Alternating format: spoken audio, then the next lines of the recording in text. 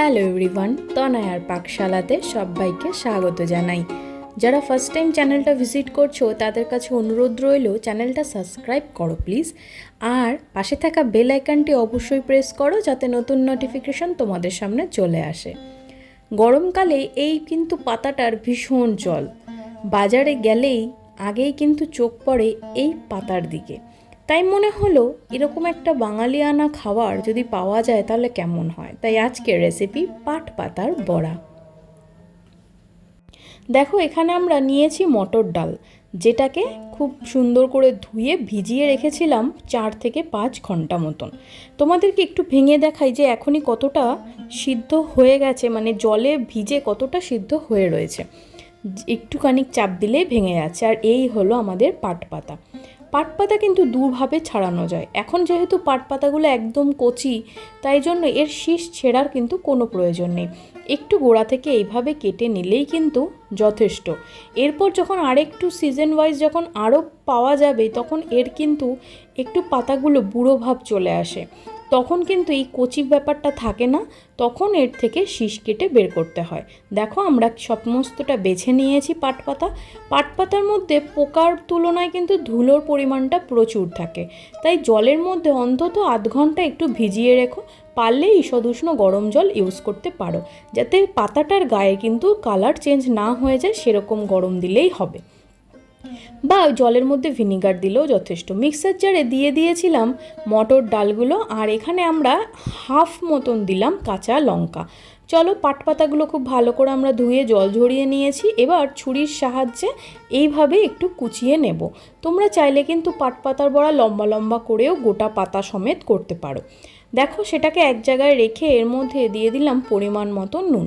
নুন তোমরা কে কীরকম খাও স্বাদ অনুযায়ী দিও, আমরা এখানে পরিমাণ মতন দিলাম। দিয়ে কিন্তু এটাকে খুব ভালো করে একটু হাতের সাহায্যে এইভাবে কচলে নিতে হবে। নিলে কিন্তু পাট পাতা একদম মুচিয়ে যাবে এবং খুব ছোট্ট একটুখানি হয়ে যাবে। দেখো ডাল আমরা এখানে একদম মিহি পেস্ট কিন্তু করিনি, একটু দানা দানা একটু রাফলি কিন্তু আমরা এখানে পেস্ট করেছি। এর মধ্যে নুন হলুদ কিছুই আমরা দিইনি, এগুলো পরে অ্যাডজাস্ট করে দেব। দেখো এবার ওই ডালটাকে দিয়ে দিলাম পাট পাতার মধ্যে। পাট পাতা কতটা ছিল কতটুকু এসে দাঁড়িয়েছে।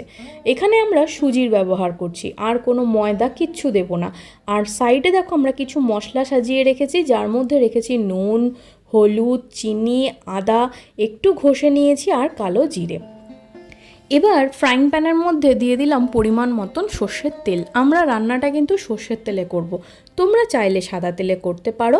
এবার এটাকে খুব ভালো করে কিন্তু সমস্ত এই মশলা দিয়ে ভালো করে মেখে নিতে হবে। এখানে বেকিং পাউডার বেকিং সোডা কিচ্ছু দিইনি। হাতে দেখো একটু এরকম গোল গোল করলেই কিন্তু একদম সুন্দর মুঠো মুঠো গোল গোল হয়ে যাবে। এবার গ্যাসের ফ্লেমটাকে মিডিয়াম টু লোতে রেখে একটু চেপে চেপে কোফতার মতন করে একটু বসিয়ে দিলেই যথেষ্ট। চলো দেখতে থাকো, আর চ্যানেলটা কিন্তু ততক্ষণে সাবস্ক্রাইব করো প্লিজ, দেখতে থাকো।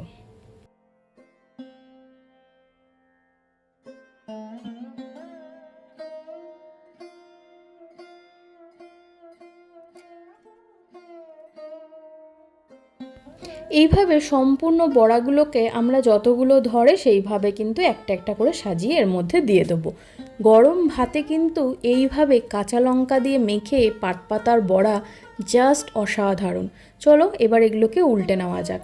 দেখো একটুখানি কোনা দিয়ে চাক দিলেই কিন্তু খুব সহজেই উল্টে যাচ্ছে, আর একটা বড়াও কিন্তু একদম ভেঙে যাচ্ছে না বা কেউ কারোর থেকে ছেড়েও যাচ্ছে না। দেখো আমাদের পাট পাতা কিন্তু এইভাবে অপোজিট সাইড এবং এই সাইড দু সাইডই কিন্তু খুব ভালো মতন ভাজা হয়ে গিয়েছে। আর একটু ভালো মতন ভাজলেই আমাদের যথেষ্ট। ওই সাইড কিন্তু আমাদের একদম ভাজা হয়ে গিয়েছে, শুধু উল্টে উল্টে অপোজিট সাইডটা ভাজতে পারলেই যথেষ্ট। শুধু পাতে দেওয়ার অপেক্ষা। গরমকালে কিন্তু পাট পাতা শরীর ভীষণ ঠান্ডা করে এবং এটা শরীরের জন্য কিন্তু খুব ভালো স্বাস্থ্যকর একটা শাক। চলো ভাজা হয়ে গিয়েছে, এবার একটা ডেকোরেশনের পালা। ডেকোরেশনটা কেমন হলো কমেন্ট সেকশন খোলা রইল, জানিও তোমাদের কেমন লাগলো। ডেকোরেশনটা ভালো লাগলো? আমরা এইভাবে সার্ভ করলাম তোমাদের সামনে।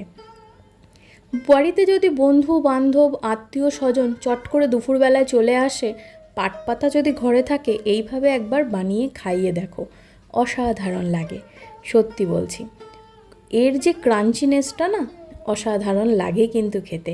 গরম ভাতে কাঁচা লঙ্কা দিয়ে মেখে যদি পাটপাতার বড়া খাওয়া যায়, তার স্বাদের কোনো জবাবই হবে না।